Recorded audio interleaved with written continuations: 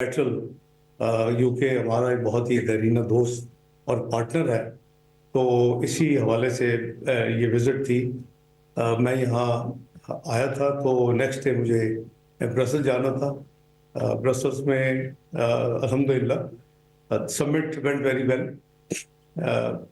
Time ने साबित किया है कि पाकिस्तान की जो 1960 की दिहाई में जो ये एक इनिशिएटिव था और जो पाकिस्तान की विजन थी न्यूक्लियर एनर्जी के हवाले से, वो उस वक्त और अगले डेकेड्स में दो तीन दिहाइयों में बहुत ही उसके ऊपर सर्वेलेंस और फोकस रहा दुनिया का। लेकिन आज क्लाइमेट चेंज की वजह से वक्त आ गया है कि अब सारी दुनिया ये कह रही है कि हाइड्रो और nuclear energy are the safest जो है वो सोर्स ऑफ एनर्जी हैं and they are the best for mitigating climate change की प्रॉब्लम्स। तो ये अल्लाह का शुक्र है। मैं समझता हूँ कि पाकिस्तान की जो विजन थी, हमने पिछले टेन्योर में जब मियां नवाज शरीफ साहब प्राइम मिनिस्टर थे 2013-17 में हमने K2 K3 आपको याद होगा उसको हमने शुरू किए, इफ्तिताह किया, अर्थ ब्रेकिंग हुई। अल्हम्दुलिल्लाह अभी हमने इस गवर्नमेंट पिछली जो 16 महीने की थी इसमें C5 का जो है प्रोजेक्ट उसको हमने साइन ऑफ किया चाइना के साथ, और उसकी अभी जो सिविल वर्क शुरू हो चुके हैं। तो इन टोटल इस वक्त हमारा कोई 3800 मेगावाट के करीब हमारी इस वक्त कैपेसिटी है। मेगावाट जो न्यूक्लियर एनर्जी बेस्ड है, और ये almost 8% of the total installed capacity है और 18% ऑफ द एनर्जी सप्लाई है इस वक्त। तो हमें हमारी जो पॉलिसी है नेशनल, इसमें हमें मज़ीद इसको आगे बढ़ाना है। दुनिया में मैं समझता हूँ कि ये एक सेफ और कॉस्ट इफेक्टिव एक सोर्स ऑफ एनर्जी है, क्लीन है। एज ए सेड के क्लाइमेट चेंज के हवाले से इंतहाई इसको अब इम्पोर्टेंस मिल चुकी है।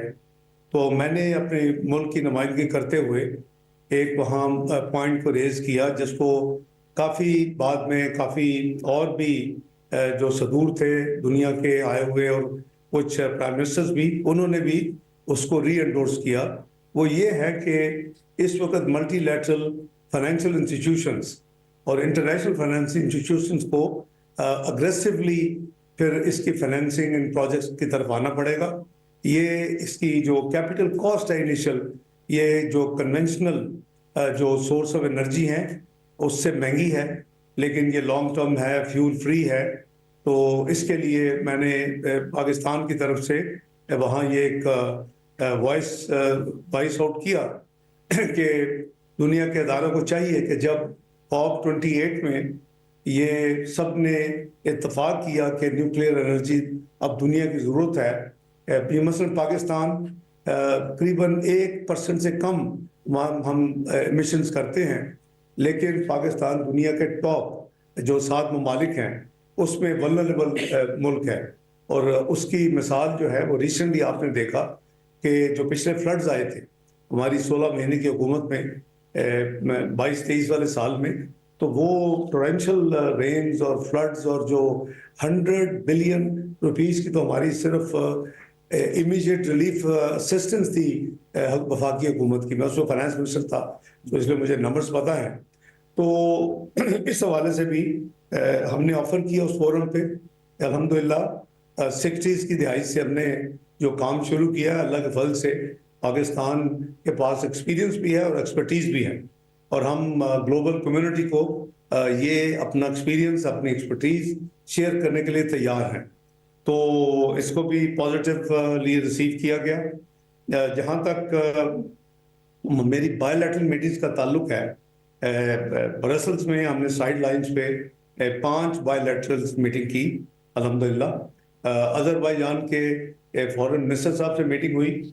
मैं एज फाइनेंस मिनिस्टर मेरी जो पिछली 16 महीने की हुकूमत में मैंने जो विजिट किया था, मेरी बड़ी एक्सटेंसिव और बड़ी यानी फ्रूटफुल मेरी डिस्कशंस उनके सदर से हुई थी।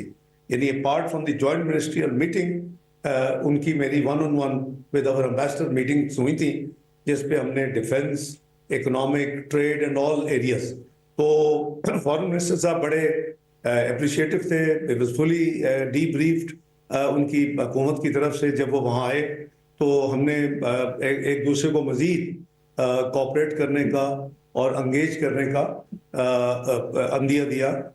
मेरी उस मीटिंग के बाद हमारे डिफेंस पर्सनल, उन्होंने भी पाकिस्तान की तरफ से अजरबैजान फिर उनके प्रेसिडेंट की इनविटेशन पे विजिट भी किए और दौरे भी किए। दूसरी मेरी मीटिंग जो थी वो तुर्की के वजीर खारजा साहब से थी।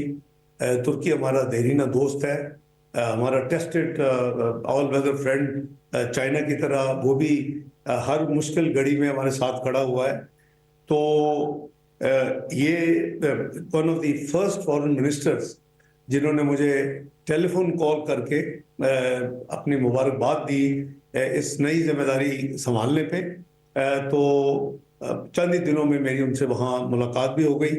हमने बड़ी तफसील के साथ मुख्तलिफ जो हमारे फ्यूचर रोड मैप्स हैं और अपने जो इकोनॉमिक डायलॉग्स जो हुए हैं उसको पार्टनरशिप में कन्वर्ट करने के लिए, और अपनी ट्रेड वॉल्यूम जो कि हमारी प्री कमिटेड है पिछली गवर्नमेंट में भी उसकी अनाउंसमेंट है, उन टारगेट्स को अचीव करने के लिए भरपूर तावन का उन्होंने मुझे अंदिया दिया। उनके जो एरियाज ऑफ कोऑपरेशन है उसमें ऑब्वियसली डिफेंस है, उसमें आईटी है, उसमें हमारी एक्सपोर्ट्स या ट्रेड को बढ़ाना है। आपको मालूम होगा कि तुर्की ने माशाल्लाह अपना एक फाइटर जेट बड़ा कामयाबी से बनाया है, और इसी तरह पाकिस्तान ने जैसे JF-17 अपना फाइटर जेट बनाया है। तो उनके साथ भी हमारी मीटिंग मेरी और मेरे डेलीगेशन की ब्रसल्स में।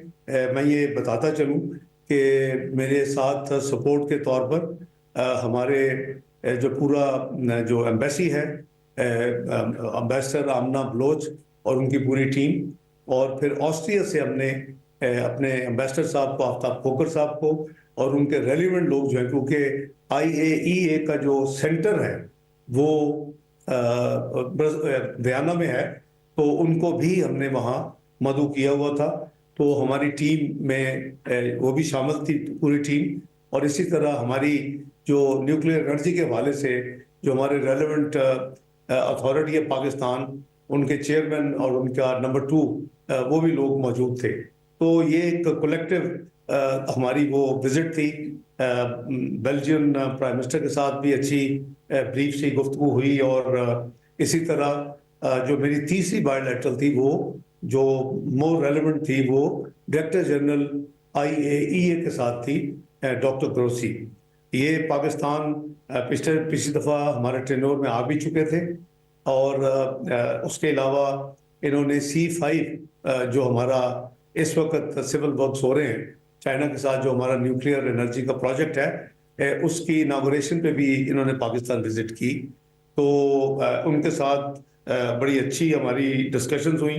उनके को अपने कुछ ऑब्जेक्टिव्स हैं, कुछ गोल्स हैं, उन्होंने उनको इंश्योर किया कि पाकिस्तान बहुत खुशी के साथ आपके साथ मिलकर ग्लोबल जो है कंट्रीब्यूशन में अपना हिस्सा लेगा, और हम इंशाअल्लाह आपको वेलकम करेंगे, आप दोबारा विजिट करें। तो बहुत ही अच्छी हमारी उनके साथ एंगेजमेंट मेरी और मेरी टीम की हुई। चौथी मीटिंग जो मेरी बायोलैटरल हुई वो UAE के मिनिस्टर ऑफ एनर्जी साहब के साथ हुई, और उनके भी फिर दोबारा के जो सबसे पहले जिस मुल्क के फॉरेन मिनिस्टर ने मुझे फ़ोन किया जब मैंने वज़ीर ख़ारजा का ओहदा संभाला, तो वो हिज़ हाइनेस शेख अब्दुल्ला बिन जायद थे। उनकी तरफ से बेस्ट विशेस मिली, और साथ साथ हमने फ्यूचर एनर्जी, न्यूक्लियर एनर्जी के हवाले से एक दूसरे को कोऑपरेशन और एक दूसरे को जो हम सपोर्ट कर सकते हैं उसके हवाले से मेरी टीम और उनके साथ हमारी बड़ी प्रोडक्टिव मीटिंग हुई। और उनकी लीडरशिप की ग्रीटिंग्स मेरे लिए भी और खुसूसन प्राइम मिनिस्टर साहब के लिए मुझे वसूल हुई, जो कि मैंने उसको रेसिप्रोकेट किया। तो ये हमारी चौथी मीटिंग बायलैटरल थी एक दिन में। पांचवी मीटिंग जो थी वो बड़ी सब्सटेंटिव थी, और वो मेरी बायोलैटरल मीटिंग अपनी टीम के साथ चाइना के नायब वज़ीर आज़म साहब के साथ थी। चाइना हमारा ऑल वेदर फ्रेंड है और हर मुश्किल घड़ी में उन्होंने हमारा ना सिर्फ साथ दिया बल्कि अमली तौर के ऊपर भी उन्होंने हमारी मदद की। हमारे जो ग्लोबल इश्यूज हैं, जो इंटरनेशनल फोरम्स हैं, चाइना और हम हमेशा इकट्ठे नज़र आते हैं वहाँ काम करते हुए। तो हमारी मुख्तलिफ एरियाज, ट्रेड, इकोनॉमिक और म्यूचुअल कोऑपरेशन, फॉरेन रिलेशंस, कोई ऐसा टॉपिक नहीं था जो जैसे मैंने कहा कि बड़ी सब्सटेंटिव मीटिंग मेरी टीम की चाइना के वज़ीर आज़म साहब से हुई। मैंने उनको पाकिस्तान आने की दावत दी। वो बहुत सीनियर पॉलिटिशियन हैं अपनी हायरार्की में, चाइना की पॉलिटिकल हायरार्की में। वो कई दफ़ा पाकिस्तान आ चुके हैं और उन्होंने वादा किया कि वो बड़ी जल्दी पाकिस्तान तशरीफ़ लाएंगे। तो ये एक रन डाउन है। दिन एक था और सुबह 8 से शाम फ्लाइट लेने तक 8:30 तक we were on the move. और अल्हम्दुलिल्लाह हमने ये सारी मीटिंग्स कवर की, क्योंकि मेरी हमेशा कोशिश होती है कि मैं जितना टाइम मुल्क का बचा सकूं वो मैक्सिमम काम को शॉर्टर पीरियड में, पॉसिबल पीरियड में कवर किया जाए। तो मैं आपको याद होगा कि 4.5 दिन वाशिंगटन में एज फाइनेंस मिनिस्टर जो 10 से 12 मीटिंग बायलैटरल नहीं होती थी, वो मेरा रिकॉर्ड 45 से 54 मीटिंग्स का है। तो that was not once but always. तो उसी स्पिरिट के साथ कल परसों रात मैं फिर यूके पहुंच गया। लेट नाइट जब मैं वहाँ से मीटिंग्स खत्म हुई तो मैंने अपनी फ्लाइट बुक की हुई थी ताकि मैं एक दिन ज़ाया किए बगैर यहाँ पहुँच जाऊँ। और हाई कमिश्नर साहब ने मेरी मीटिंग्स यहाँ 2 मीटिंग्स ऑलरेडी फिक्स की हुई थी। एक तो ये कि मुझे बहुत ही